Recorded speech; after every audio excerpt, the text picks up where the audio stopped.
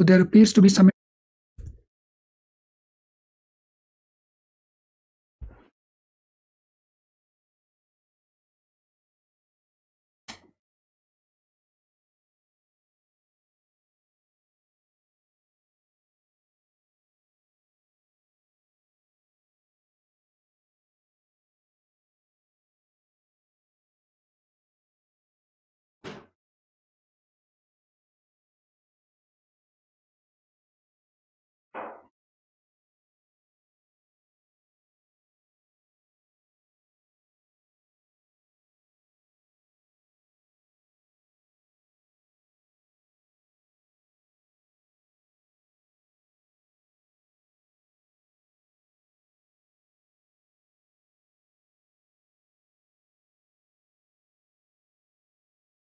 Hello friends, please confirm your audio video is okay now.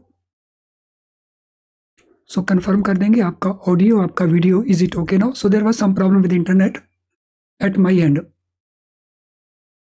So confirm कर देंगे, is it okay now? If audio video is okay now, confirm कर देंगे quickly. Okay, so we can start. So this is the information provided to you. ये information आपके सामने है यहाँ पे screen के ऊपर. So we have 3 banks here. इस information को carefully हम understand कर लें. There are 3 banks. So bank A है, बैंक B है, बैंक C है.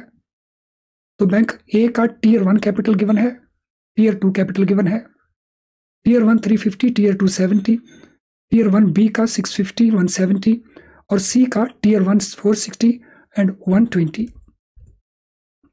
So this is the information provided. Based on this, we have to answer some questions. देख लें क्वेश्चन क्या क्या है. तो ये आपके सामने पहला क्वेश्चन है. For bank B, amount of large exposure will be an exposure of rupees 82, 65, 1283 या 130. तो हम इनको मान लेते हैं कि जो भी डेटा हमने दिया है, so that data is in crores of rupees. तो हम ये assume कर लेते हैं डेटा इन crores.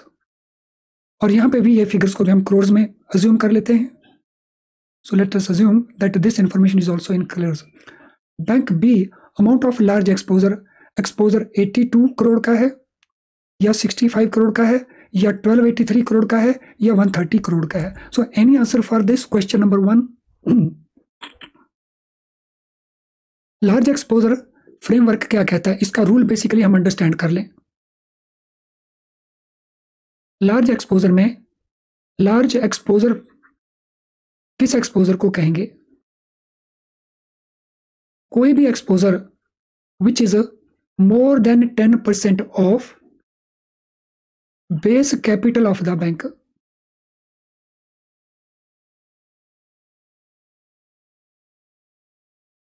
तो कोई भी exposure which is large than 10% of base capital of the bank. तो क्वेश्चन 1 के लिए क्या आंसर हो जाएगा? So what will be answer for question number 1? What will be answer for question number 1? Question number 1 के लिए क्या हो जाएगा आंसर? सो 82 करोड़, 65 करोड़, 1283 करोड़ या 130 करोड़. Any answer? और अगर नहीं आता तो क्विकली टाइप कर देंगे no idea. If you know it that's good, if you do not know it then quickly type कर देंगे no idea. So answer C, answer A, answer B, answer A, answer B. चलिए मैं बता देता हूं इसमें लार्ज एक्सपोजर अमाउंट कितना बनेगा. अब इसमें एक इंपॉर्टेंट पार्ट और आता है. बेस कैपिटल में क्या आता है? Base capital. So base capital में क्या टीयर 1 आता है या टीयर 2 आता है या दोनों हो जाते हैं? तो base capital for this purpose इसमें आता है हमारा टीयर 1. सो टीयर 1 हमारे पास बैंक ए के केस में 350 है. सो 350 का 10% देख लेंगे हम. 350 हमने देना है ये बैंक बी का. सो बैंक बी का 650 है. सो 650 का 10% तो 65 करोड़. तो answer C will be the answer, sorry answer B will be the answer for question number 1. Question number 1 के लिए it will be answer B. I hope हम अंडरस्टैंड कर गए इसको.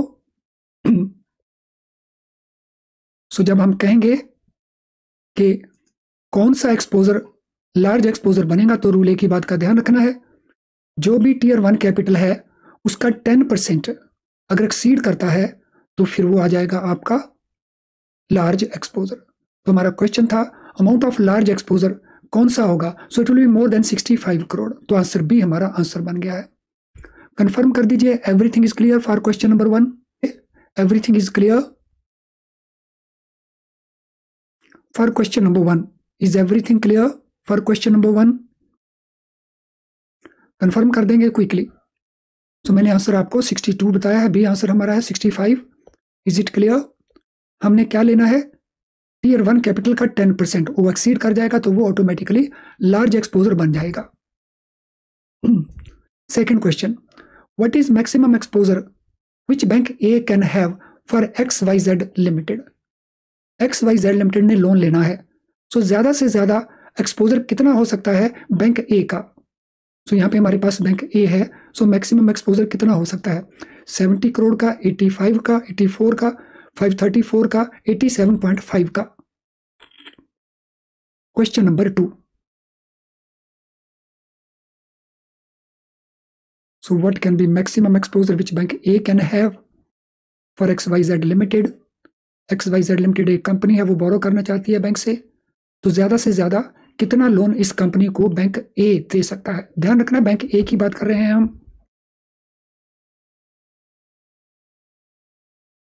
सो 70 करोड़, 84 करोड़, 534 करोड़ या 87.5 करोड़। तो what is the maximum exposure?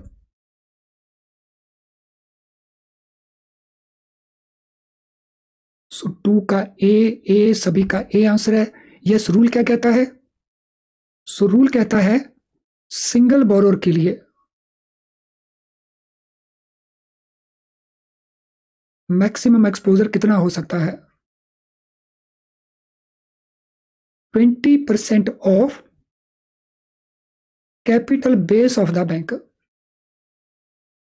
तो यहां पे बैंक ए का कैपिटल बेस 350 है, इसका 20% बन जाएगा 70 करोड़, यानी आंसर हमारा ए बन जाएगा इस केस में। चलिए अब क्वेश्चन नंबर 3 के ऊपर चलते हैं। सो आंसर हो गया हमारा A. An NBFC group approaches for fund and non fund based exposure of 150, what is maximum bank C can go for? So 150 का एक्सपोजर वो मांगता है fund and non fund based का, तो बैंक सी ज्यादा से ज्यादा कितना एक्सपोजर दे सकता है? What could be the maximum exposure? 140, 125, 115 या 145? Question number 3, what could be highest exposure? ज्यादा से ज्यादा एक्सपोजर कितना हो सकता है? Question number 3, what could be the maximum exposure bank C से?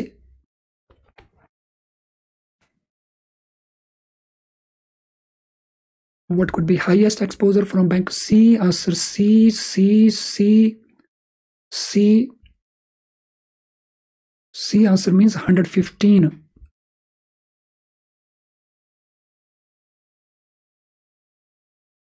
आंसर B है एक, C आंसर ज्यादा है। So let us try and to understand the funda. So maximum exposure for NBFCs. अगर NBFC सिंगल बोरोर है तो 20% maximum, अगर group borrower है तो 25% मैक्सिमम। और यहाँ पे क्वेश्चन है boring group, NBFC group, this mean 25% will be applicable. और यहाँ पे हमारा बैंक सी है, तो ये रही बैंक की टियर 1 कैपिटल। सो 460 इंटू 25%, तो इट विल बी 1115, यानी answer C is the correct answer. Answer C will be the correct answer. I hope all the 3 are clear. ये तीनों के तीनों क्वेश्चंस एकदम क्लियर हैं। Benny Pale, right now we cannot talk about 30%. Let us talk about what is currently there. इस समय कितना उसके बारे में बात करेंगे हम। कोविड में क्या था, वो लाइन्स पुरानी हो गई हैं। So all three questions are very very clear. Let us now go to question number 4.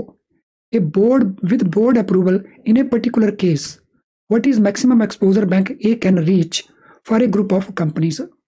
Group of companies के लिए बोर्ड अप्रूवल के साथ किसी भी पर्टिकुलर केस के अंदर बैंक ए मैक्सिमम कितना एक्सपोजर ले सकता है, तो ये डेटा आपको प्रोवाइडेड है 126 का, 105 का, 115 का या 118 का with board approval. Question number 4।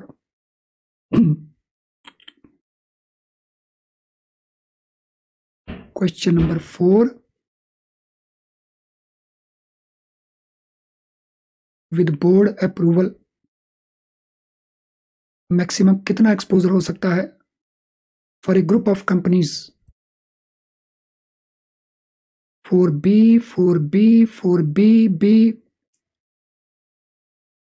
अभी तक सारे आंसर बी के हैं। We will C.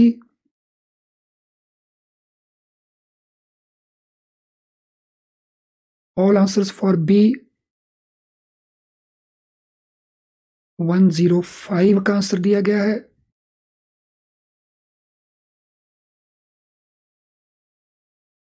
यस, मैं वेट कर रहा हूं बाकी आंसर्स।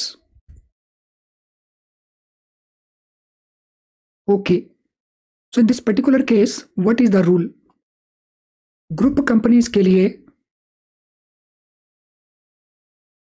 जो मैक्सिमम एक्सपोजर है वो 25% है, लेकिन एडिशनल विद बोर्ड अप्रूवल 5% और हो सकता है,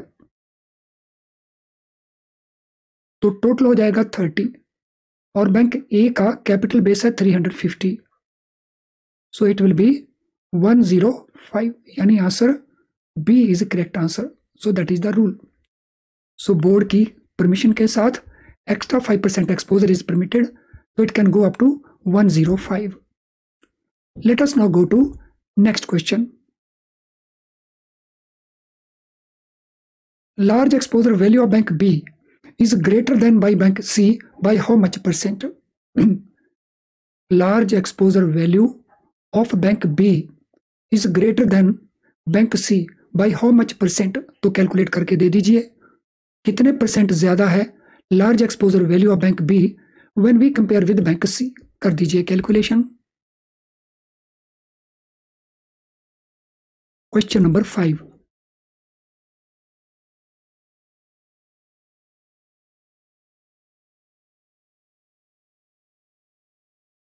question number 5, large exposure value bank B की ज्यादा है बैंक सी से, कितने परसेंट ज्यादा है, that is the answer we have to calculate.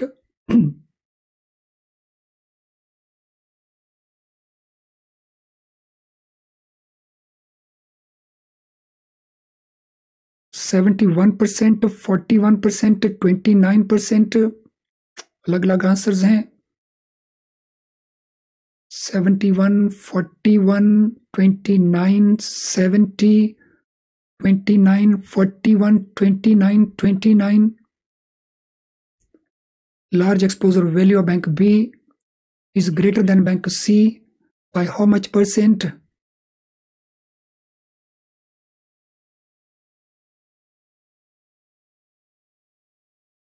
(41, 21).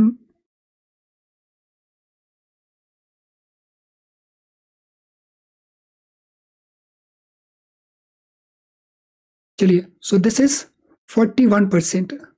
65 exposure value है बैंक बी की, 46 है exposure value, large exposure value 46 in case of C. दोनों का डिफरेंस है 19 का। परसेंटेज टर्म में जब कैलकुलेट करेंगे 19 डिवाइडेड बाई 46, तो 41.3% ज्यादा है बैंक बी का कंपेयर्ड विद बैंक सी। सो जिनका आंसर 41% है या 41.3% है दैट इज करेक्ट, और जिनका आंसर कोई डिफरेंट है वो चेक कर लेंगे उनका आंसर क्यों अलग आया। Capital base of bank C is greater than bank A by how much percent. Capital base bank C का ग्रेटर है देन बैंक ए, कितने परसेंट तक ग्रेटर है बैंक सी का than bank A.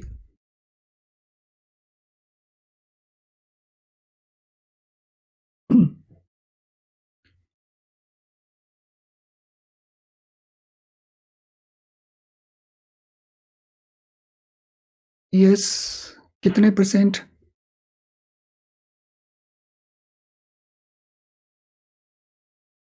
Bank C is greater than bank A by how much percent?